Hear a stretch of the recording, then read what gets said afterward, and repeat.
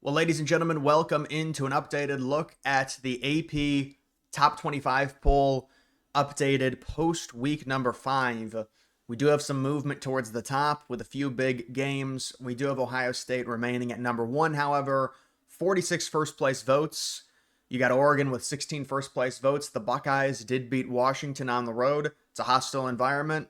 Washington had won 22 straight home games, although many of those home games were against bad opponents, but still, Ohio State still trying to find their footing with Julian Sayin. A lot of short passes, very conservative, good defense, got a few sacks. The defensive line looks to be improved, and just a really complete team. So Ohio State does remain in front of Oregon. You could certainly make the argument Oregon, based on their analytics, based on the fact that they have the better win now, going on the road in the whiteout, getting the victory. They should be number 1. But I think it's a combination of Ohio State, what they proved last year, and considering it's still early on in the season, the fact that they did beat Texas week 1, even though maybe Texas is not as good as we originally thought. The Buckeyes remain at number 1, but it is kind of split. You do have Oregon getting 16 first place votes, and analytically, Oregon is the number 1 team. Ohio State would be number 2. Those are the 2 top teams right now, I would say, clearly in college football. You could also argue Miami, possibly. Miami has a few solid wins. They have a huge game upcoming against Florida State, but Miami sitting at number 3, down 1 spot, with Oregon moving past them. Miami had a bye. You do have Ole Miss at number 4, up 9 spots. They beat LSU. Nice win by Ole Miss. I do think LSU was overhyped. The offense is just not there. Ole Miss, it's impressive with a backup QB.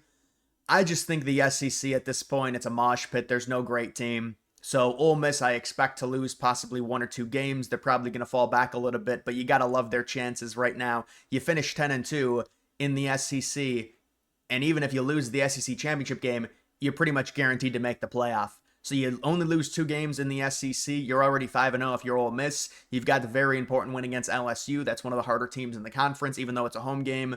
It's a pick'em. And it's a game you got to have if you're Lane Kiffin and you want to make the playoff in the SEC, and they were able to win it. So it's a nice win, lower scoring game, but they did do well defensively against an LSU team who seemingly at this point is offensively challenged. You do have Oklahoma moving up 2 spots. So interesting thing about Oklahoma is they have Penn State. So John Mateer hurts his hand. I believe that was his injury, and then has surgery, but they had a bye week. And now they face Penn State. So the backup Hawkins, who's already had experience, he's going to play against Penn State. Penn State's a terrible team. And then maybe Mateer is back for the rivalry game against Texas. So it'll be interesting. But Oklahoma up to number 5. I think that's a little bit rich for Oklahoma. To me, they're a fringe top 12 team. I get you beat Michigan at home. It's a solid win. The win against Auburn probably could have been by a bit more if Mateer didn't get injured. We'll see with them. You've got A&M up to number 6. I think A&M is very similar to Ole Miss. The SEC is just a mosh pit. I don't think A&M is this super great team. But I will say the score is really deceiving. They should have very easily covered the spread against Auburn. I'm not just saying that because I predicted it. I predicted them to win 27-10. They ended up winning. They won by like 5 or 6 points, whatever it was. But they outgained Auburn by like 350 yards. Auburn scored a touchdown mainly because they got like a huge return off of an interception where A&M was going in to take like a 2-touchdown lead. But A&M, I mean, they're solid. They do have the win against Notre Dame, although I think Notre Dame choked that game. It's still a good win on the road. And if you're A&M, you're stacking up some wins. Now you're 4-0, and this is the race in the SEC. You go 10-2, you're in the playoff. So for A&M, that's their goal, I'm sure. Right now, they're 4-0, limiting losses. You beat Auburn. It's 16-10 right here. It's not that impressive of a win. I don't think Auburn is very good at all, especially offensively. But the score is deceiving. They could have won this game, honestly, like 27-10 or 24-10 very easily. Or honestly, like 20-3. I mean, Auburn, their only touchdown drive was 2 yards. So A&M has a really good defensive line. Penn State at number 7, down 4 spots.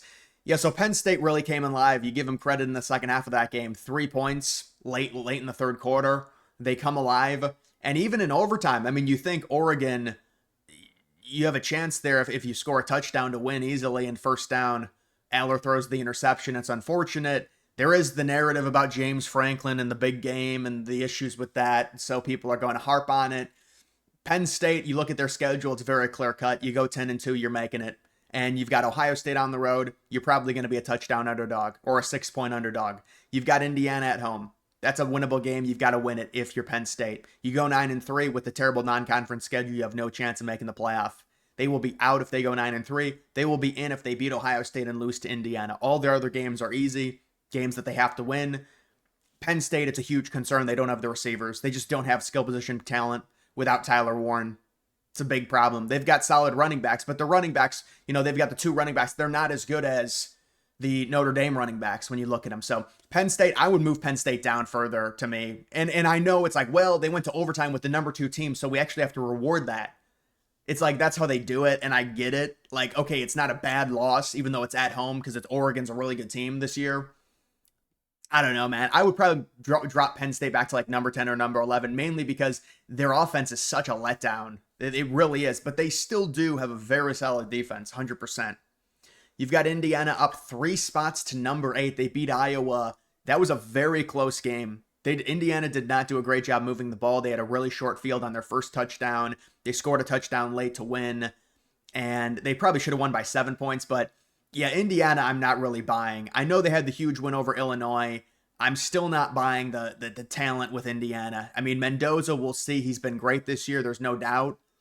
They do have that game they've got a tough schedule. They've got Oregon and Penn State, both of those games on the road. You lose both of those games with their terrible non-conference schedule. You're going to reward them. Honestly, it's going to be interesting because now Indiana, believe it or not, they do have the analytics to back up possibly losing both of those games and still making the playoff, even though, where's their big win outside of beating Illinois? Because you figure Illinois loses to Ohio State, maybe loses to another team. That's going to be their best win. So we'll have to see with Indiana if they could win one of those games at Penn State or at Oregon. That would be really good for them. But I will say the analytics do now like Indiana, and it's mainly because they annihilated Illinois, and then Illinois came back and beat USC. So technically now Illinois is a relative quality team. If you beat a quality team by 53 points, you're going to be loved by analytical models, even struggling against Iowa. So we'll see with Indiana. You've got Texas at number 9, up 1 spot.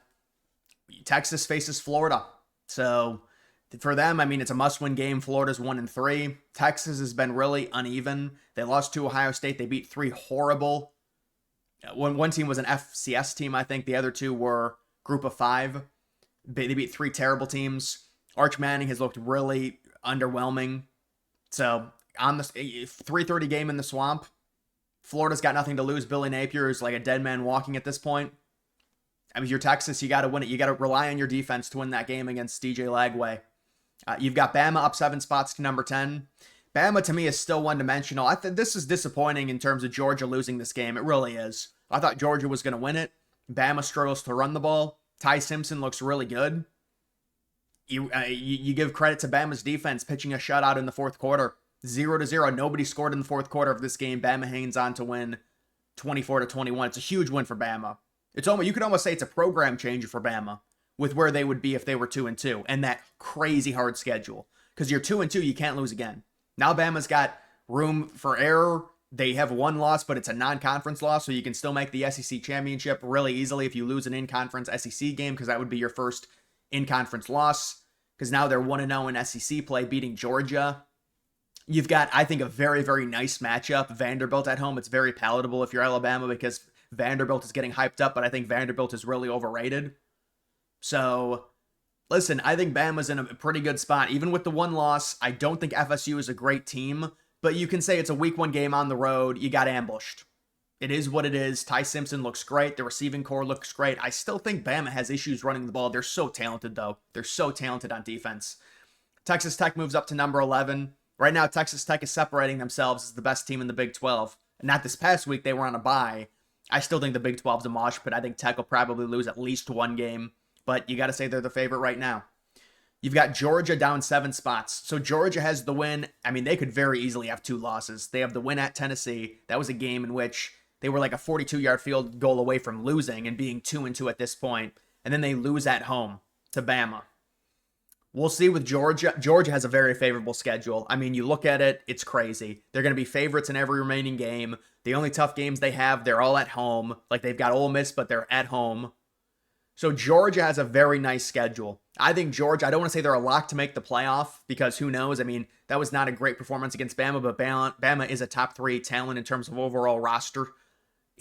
roster talent in college football. But I mean, Georgia's got a very easy schedule if you look at it. Like the tough teams are all at home, and these are all winnable games. Georgia is going to be favorites in pretty much every remaining game, I would imagine. I think they're on the road at Georgia Tech. That game might be tough for them. We'll see. Georgia Tech, although almost lost to Wake Forest.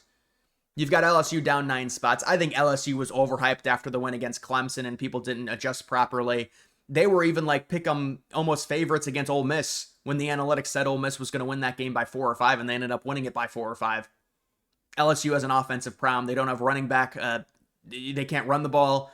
And Garrett Nussmeier seemingly has regressed, whether you want to blame the skill position talent or Nussmeier himself. Normally, this is not a problem that LSU has. Normally, they have a defensive problem.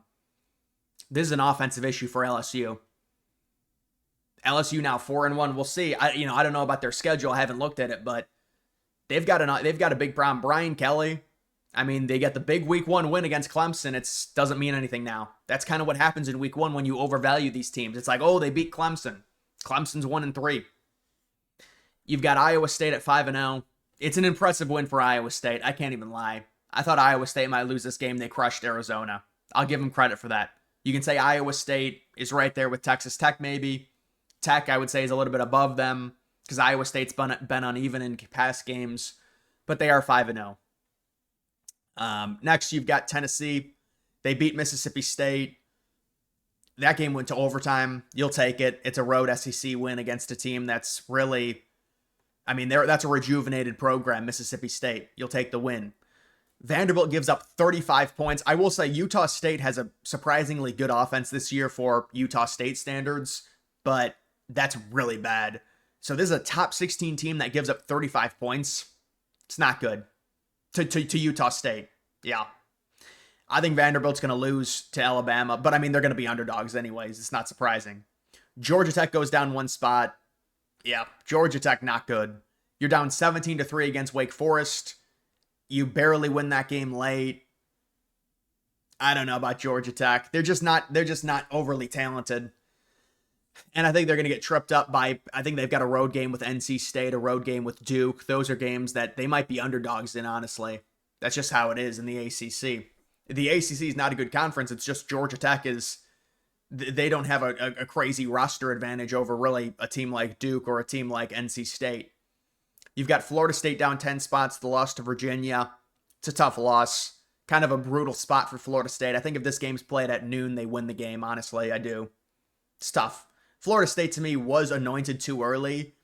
They, Deuce Robinson, kind of the hybrid tight end receiver, looks great. The transfer from USC. But other than that, I think like the passing game for FSU was just not there even against Alabama. Like the Bama week 1 game was so fluky just in terms of the amount of rushing attempts that Florida State had. And it wasn't like it was this crazy dominant win that people, made it out to be. I think Bama was overwhelmed on the road in week 1. But I also think people need to calm down. I think Florida State is still a solid team. They could beat Miami at home.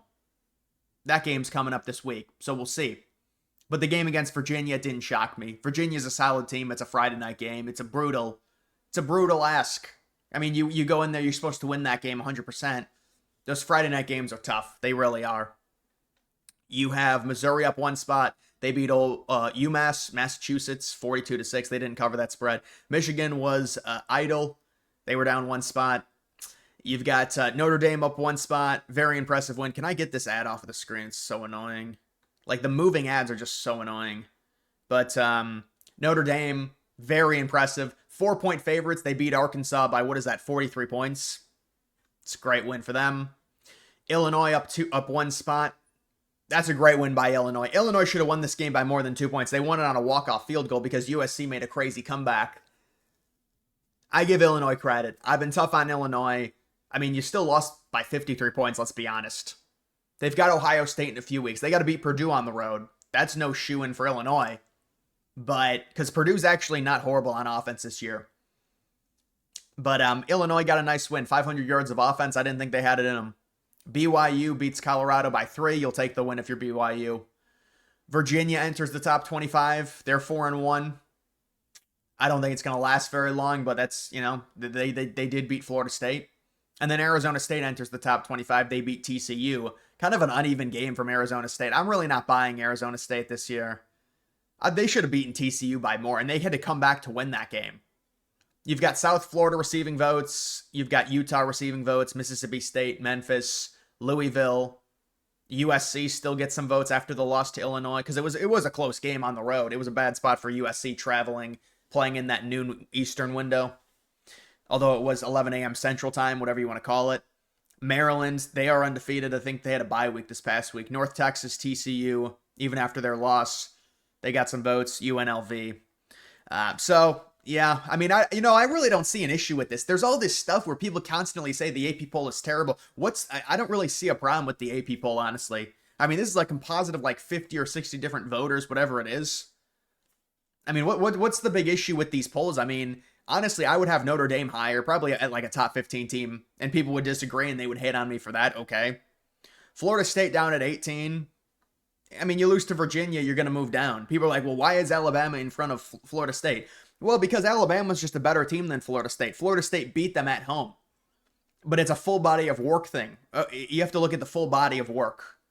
Florida State versus Bama, you have to factor in all the analytics. You do factor in, I would factor in the fact that Florida State beat Bama. That's why Florida State would be ranked in the first place, because they beat Bama. But that doesn't automatically give them slots in front of Alabama. If that was a neutral site game, then I would say, yeah, we can rank Florida State in front of Bama, but it wasn't a neutral site game. It was at Florida State. So, like, all of this hating, it's like, these are like 50, 60 people. It's like, there's really nothing wrong with these rankings, honestly. Like, I don't get why people get so angry about this stuff. I mean, I don't really see an issue with this, honestly. I mean, you could make an argument, Oregon #1. Okay. I mean, Ohio State won the national title last year. They returned, some starters on defense. Jeremiah Smith, Caleb Downs came back.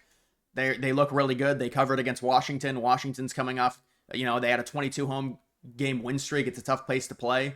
It's tough travel. I give Oregon credit. I mean, maybe you want to rank Oregon #1, but it's like we're splitting hairs in terms of stuff like that. Honestly, some of these SEC teams, it's just like, to me, it's just like a mosh pit of teams. I don't really think Oklahoma's a top 5 team, but who else do you put there? I don't really think Texas A&M's a top 6 team. Like, realistically, I do think Georgia is probably, better than Oklahoma. I do think I can't really say that. I can't really say Alabama is, but I mean, Alabama did beat Georgia on the road. I think the overall point is that there's a lot of parity. Everybody's been saying that. I understand. There is a lot of parity in college football this year. And there's a team like Texas, we don't know how good Texas is. They might lay an egg on the road at Florida, that lose to Oklahoma.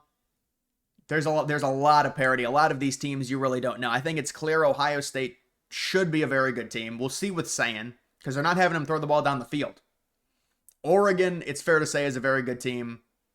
Miami, yeah, they look good with Carson Beck. Carson Beck turned the ball over a bunch last year. People forget that. Like, I'm thinking about picking FSU over Miami. And then where does that leave Miami? They're going to be picking up their first loss. Now, maybe they beat FSU. And if they do, then they're probably the #1 team. I mean, because their resume is going to be unbelievable. But what does that say about FSU? Then FSU is probably unranked. So, I mean, I think there's a lot of parity in college football. But either way, guys, that is going to do it for this video. Make sure you like the video down below. Thank you for watching.